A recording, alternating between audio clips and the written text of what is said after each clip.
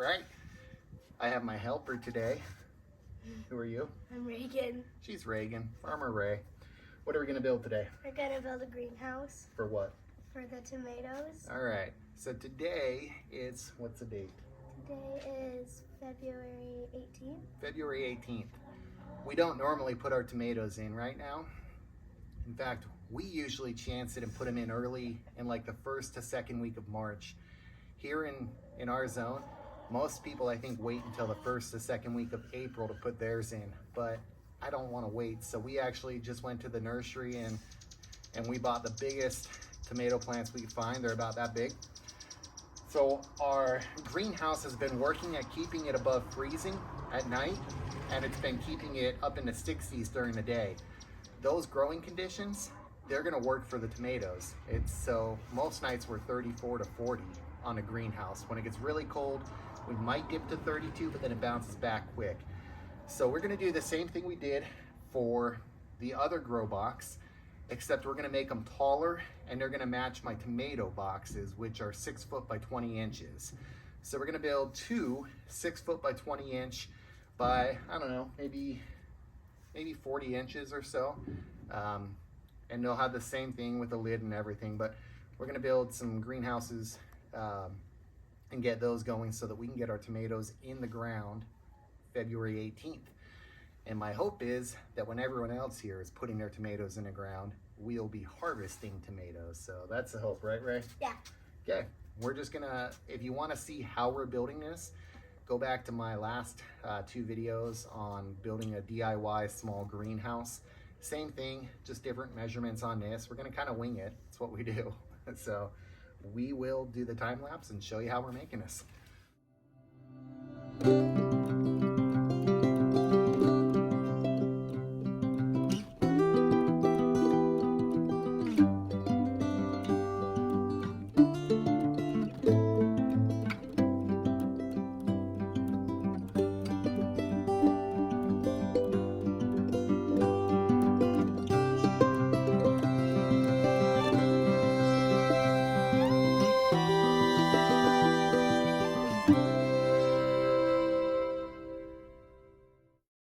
We need more plastic. We're almost done. We just have to add the finishing touches. And there's a few things we should have done could have been safer. Like Dad should have worn safety glasses and made cleaner cuts and safer.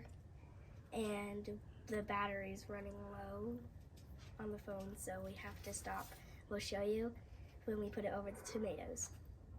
So we've put 4 of the cherry tomatoes out here. They're all indeterminate, which means they're gonna grow really tall. We've talked about that on a different video.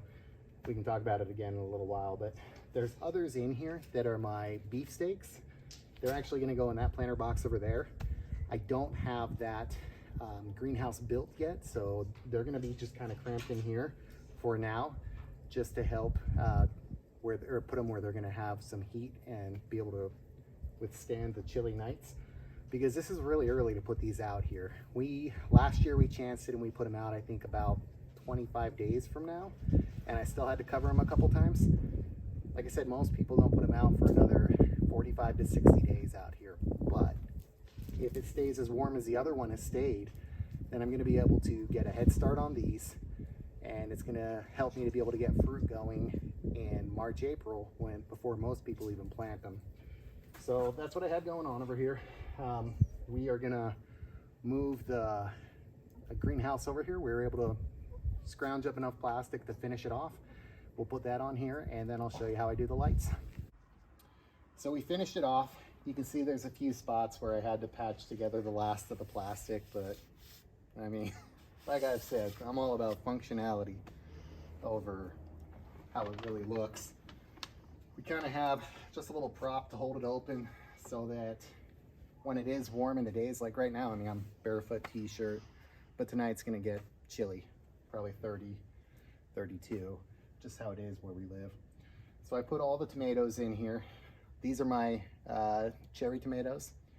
We have put the beefsteaks in there, but not planted them yet. They're gonna go over there. I have 2 strings of the incandescent patio lights to heat it up. But because I have some extra space and I made it a little bit bigger than I intended, I said it was going to be 6 foot. 6 foot is what the bed was, but these are 8-foot boards. So I have like a 2x2 area right here that had nothing in it. So I can't quite reach. I wouldn't recommend this tall. I have a metal planter in there for like a flower pot, but it's metal. What I did is I just drilled a hole in the side to pull the plug out, and I used a chicken heat lamp, and I put it in there so that it's completely enclosed in metal, and then the plug's just going out the bottom and plugged into the setup that I have going on, where if you recall, I have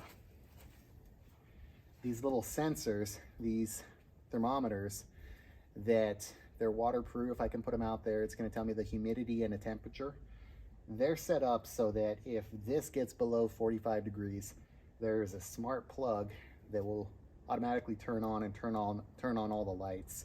If it gets above 45, it turns off. So these come on at night. This is my first night with the tomatoes. They'd be fine probably just with the patio lights tonight. That's probably enough for them. I don't know. But because it is a bigger area, and because tomatoes are a little more sensitive to the cold weather, I don't want to damage the plants. The whole idea is that I'm going to have them flower. So I'll also kick on the chicken heat lamp tonight, and it's completely enclosed so that it's not going to create any damage with fire or heat or anything. So it's nothing pretty. It's been sitting outside all winter. It was old and gross and rusted, but it's metal. So I just drilled a hole in the back to run the plug out of, and then that heat lamp should kick off some good heat that will come up in here. I'll probably move my thermometer over a little bit more because I'm sure these are going to be fine temperature wise. What I'm not as sure about is over here, and so I need to make sure it's getting good heat throughout. And then in the evening, as soon as it starts to get chilly out here, or I don't plan on coming back out, I'm just going to go ahead and close it off, ideally before the last of the sun moves on. I want to create a heat trap for some of that sun. So I want to get these closed before the end of the day, but leave them open so that the bees can still work on them. Tomatoes don't need pollination from bees. They can wind pollinate. They're not going to wind pollinate inside this so much unless it's open, but there are flowers in there too. So I still want to open it up for some airflow and bee activity during the day. This is how you can get a head start on your tomato plants. I'll let you know in the comments how warm I'm actually able to keep this, how much warmer than the air outside. I'm hoping for more than the 10 degrees that I get in the other box. But again, this is how you can get a head start on your tomato plants rather than waiting until April, May. I mean, I know some of the areas are May and almost June before you can put them in.